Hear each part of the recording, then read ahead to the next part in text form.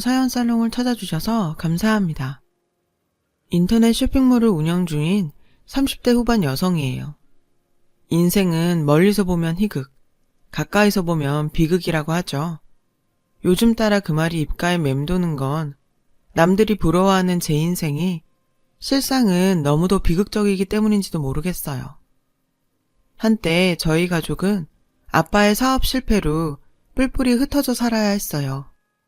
친척집과 친구집을 전전하며 눈칫밥을 먹어야 했죠. 무려 3년 동안이나요. 그러다 제가 동창 권유로 인터넷 쇼핑몰을 시작하면서 상황은 조금씩 나아졌어요. 그리고 몇 년 뒤 쇼핑몰의 성공으로 전생에 첫 집을 갖게 되었어요. 그것도 5층짜리 빌라를요. 그 덕에 우리 가족들은 다시 모여 살 수 있게 되었어요. 단칸방 하나 구할 돈도 없던 저희 가족은 제가 쇼핑몰을 시작한 지 6년 만에 5층 빌라에서 한 층씩 차지하고 살 정도로 생활이 넉넉해졌어요. 생활이 안정이 되자 남동생과 여동생은 1년 간격으로 결혼을 했고 얼마 뒤 전 조카가 생겼어요. 이렇게 우리 가족에겐 많은 변화가 생겼지만 제 삶은 변한 게 아무것도 없었죠.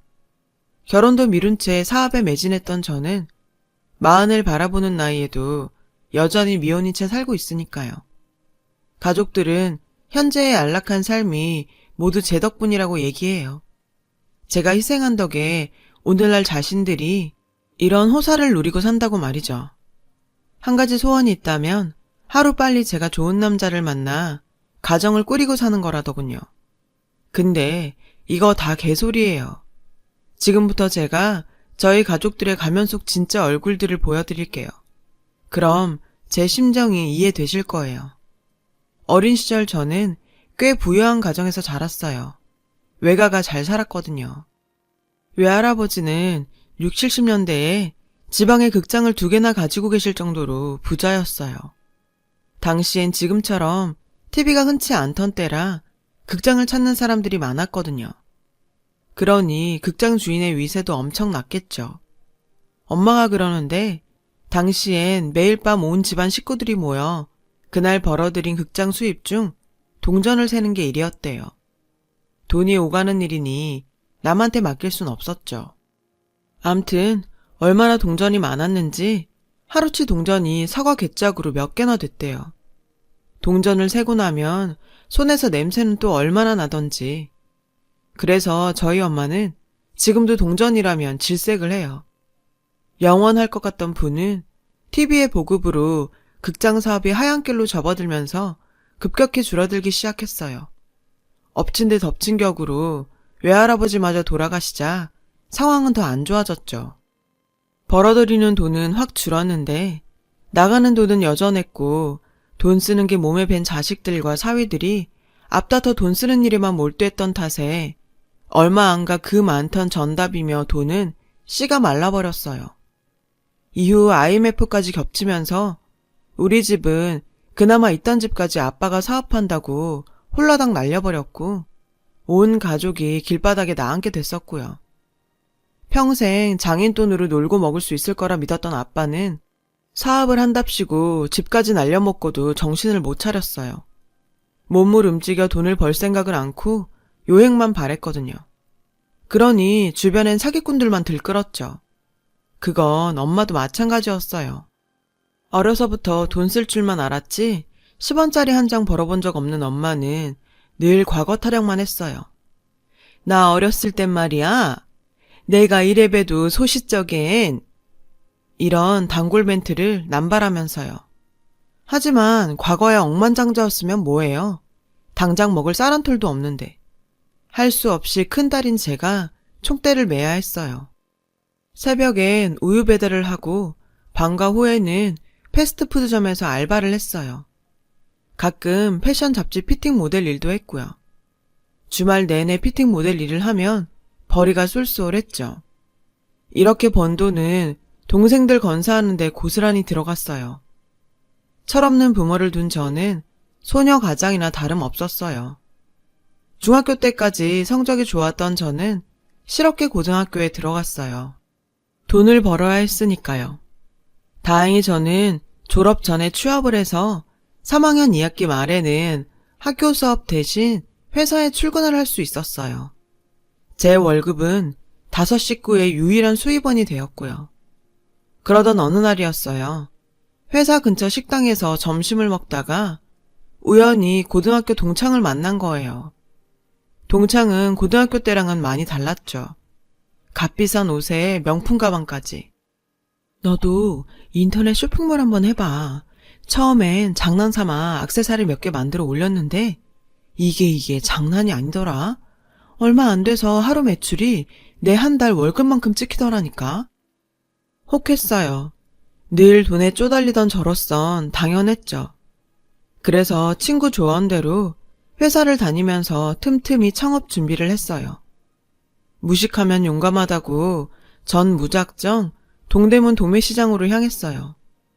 매일 밤 시장을 돌며 패션 동향을 살피고 사입 삼촌들과 도매가게 언니들과 안면을 터서 시장 용어들도 익히고 사입 방법부터 인터넷 쇼핑몰 운영에 대한 조언을 들을 수 있었어요.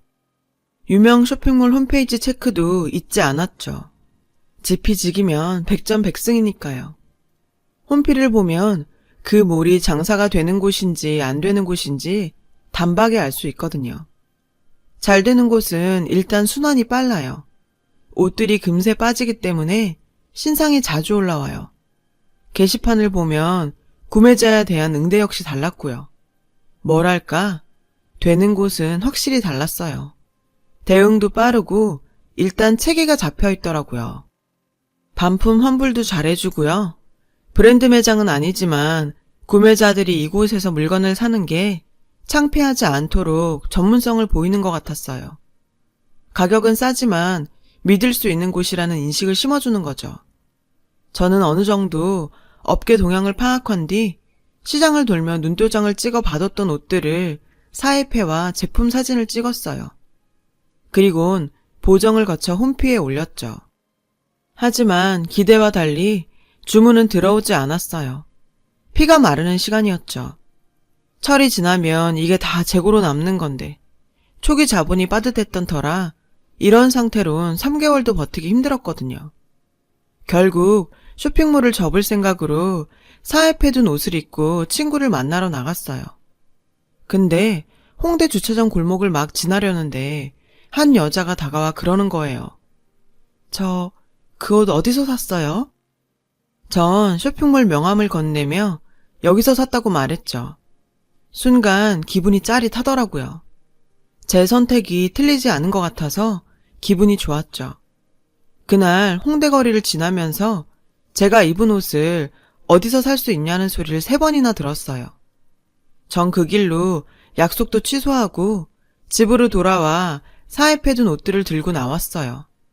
그리곤 직접 피팅을 한 채 거리에서 친구의 도움을 받아 스냅 사진을 찍었죠. 그걸 제 블로그에 올리고 페이지 하단에 제가 운영하는 쇼핑몰 주소를 올렸어요.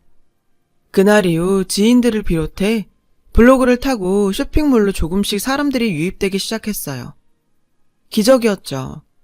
덕분에 재고로 남을 뻔한 옷들이 조금씩 팔리기 시작했고 그렇게 시간이 흘러 마지노선으로 잡았던 3개월이 되었어요. 간신히 저는 적자를 면할 수 있었어요. 잘하면 되겠다는 확신이 생겨 그 무렵 회사에 사표를 냈어요. 그렇게 조금씩 자리를 잡아가기 시작한 쇼핑몰은 유명 연예인이 저희 샵에서 구매한 옷을 입고 찍은 사진이 돌면서 순식간에 주문이 폭주하기 시작했어요. 더 이상은 사입으로 감당할 수준이 아니었죠. 그래서 만리동 옷공장을 직접 돌며 제품을 주문 생산하기 시작했어요. 그렇게 5년이 지나자 10명 남짓한 직원의 전용 공장을 가진 어엿한 쇼핑몰 대표가 될 수 있었고요. 그리고 몇 년 뒤 5층짜리 건물을 매입할 수 있었어요. 물론 은행 대출을 끼긴 했지만 그래도 제 나이를 생각하면 대단한 성공이었죠. 그러던 어느 날이었어요. 욜로 열풍이 불기 시작했죠. 한 번뿐인 인생을 즐겨라.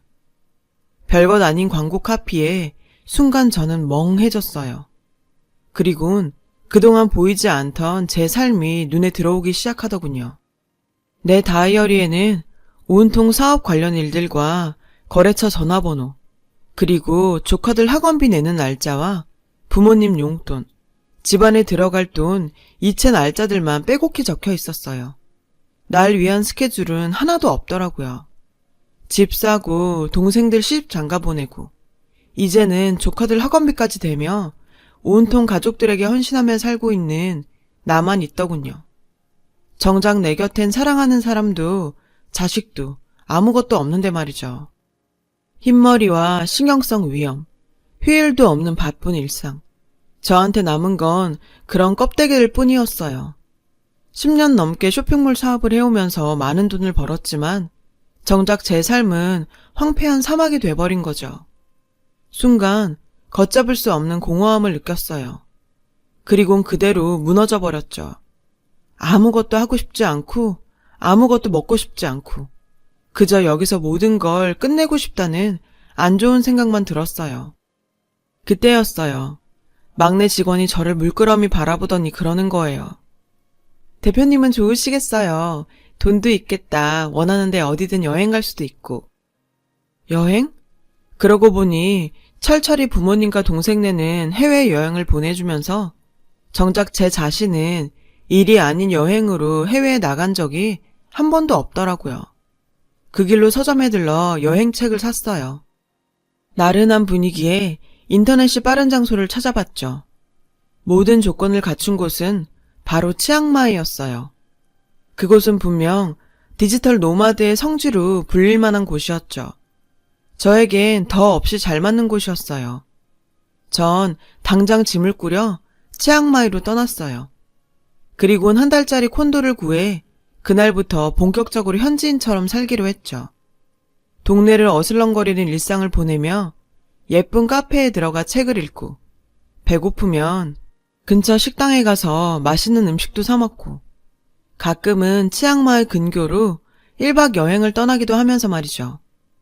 제 인생에서 이렇게 온전히 나만을 위해 보내는 시간은 처음이었어요. 그러던 어느 날 식당에서 밥을 먹고 나오려는데 글쎄 지갑이 없지 뭐예요. 밥값이라고 해봐야 한국 돈으로 3,000원도 안 되는 돈이었지만 한국도 아니고 말도 안 통하는 외국에선 완전 낭패였죠. 식은땀이 절로 나더라고요. 영어가 짧아서 제대로 설명도 못하고 쏘리만 연신해대는데 그때였어요. 제가 대신 내드릴게요. 어떤 남자가 돈을 내미는 거 있죠? 창피함도 무릅쓰고 저는 넙죽 그 돈을 받아 식당 주인에게 건넸어요. 그 짧은 몇 분 동안 얼마나 진땀을 흘렸는지 식당에서 나오자마자 현기증에 핑그르를 하더군요. 남자는 그런 저를 부축해 근처 카페로 데리고 갔어요. 달콤한 걸 드시면 괜찮을 거예요. 남자는 능숙한 영어 솜씨로 음료를 주문해 주었어요. 발음이 꼭 네이티브 스피커 같았죠. 아니나 다를까 아버님 직업 때문에 어린 시절을 영국에서 보냈다고 하더군요. 현재 프로그램 관련 업체에서 일을 하는데 여름 휴가를 놓쳐서 뒤늦게 휴가를 왔다더라고요. 우린 처음 만난 사이임에도 불구하고 마치 평소 알고 지내왔던 사이처럼 막힘없이 대화를 이어갔어요.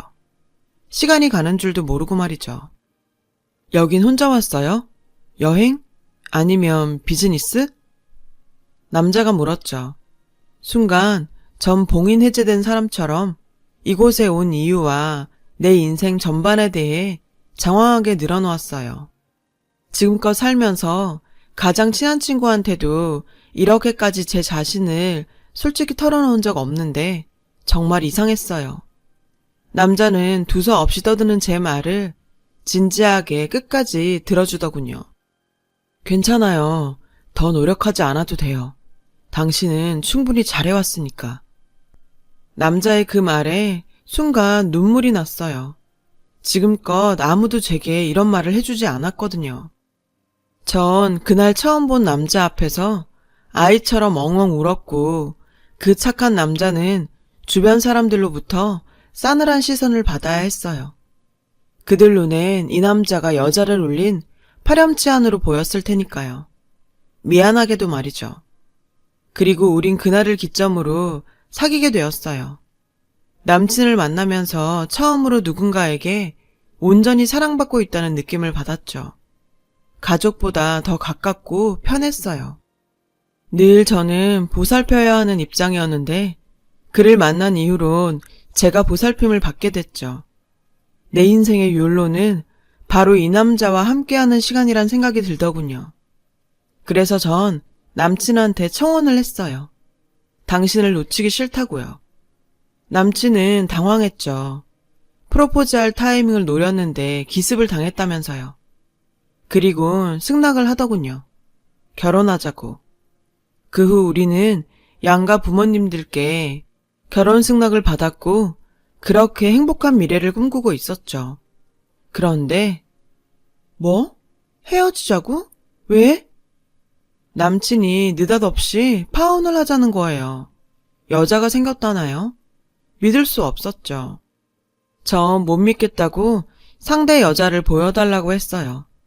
하지만 남친은 그럴 수 없다며 매몰차게 절 밀치고 가버렸죠. 그날 이후 전 식음을 전폐하고 몸져 누웠어요. 죽을 것만 같더라고요. 처음부터 지옥에 살았던 것과 천국을 맛본 뒤 지옥으로 떨어지는 건 천지 차이거든요.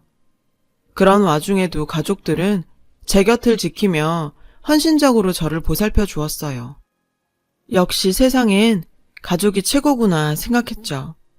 그러던 어느 날이었어요. 너무 오래 회사를 비운 것 같아 오랜만에 사무실에 내려갔더니 직원들이 점심을 마치고 탕비실에 모여 커피를 마시고 있더군요. 우리 대표님 너무 불쌍하지 않아요? 어떻게 부모가 그래요? 친부모 아닌 것 같아요. 동생들은 어떻고 지 누나 결혼하면 지들 뒷바라지 안 해줄까봐 대표님한테 남친 생길 때마다 중간에서 회방났던 인간들이야. 여동생이랑 둘이서 그게 인간이냐? 이번 일만 해도 그래? 그동안 그렇게 큰딸 등골 빼먹었으면 이젠 결혼은 하게 놔둬야 할 거 아냐? 어쩜 돈줄 끊길까봐 대표님 남친을 그렇게 괴롭힐 수가 있냐?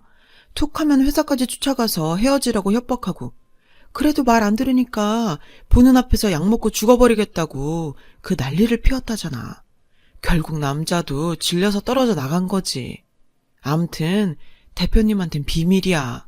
가족들 본 모습 보면 그 성격에 살고 싶겠냐? 그냥 우리라도 잘해드리자고. 맙소사. 직원들한테 들은 우리 가족들의 모습은 상상을 초월했어요. 그들의 눈에 저는 가족이 아닌 돈줄 그 이상도 그 이하도 아니었죠. 제가 치앙마이에 가 있는 동안에도 혹시 제가 안 돌아올까봐 여동생이 저 몰래 쇼핑몰 매각 계획까지 세웠다는 거예요. 작자까지 나서서 미팅까지 했다나요? 도저히 참을 수가 없었어요. 당장이라도 가족들을 불러서 사실 확인을 하고 싶었죠. 하지만 그보다는 먼저 남친을 만나 확인부터 해야겠다고 생각했어요.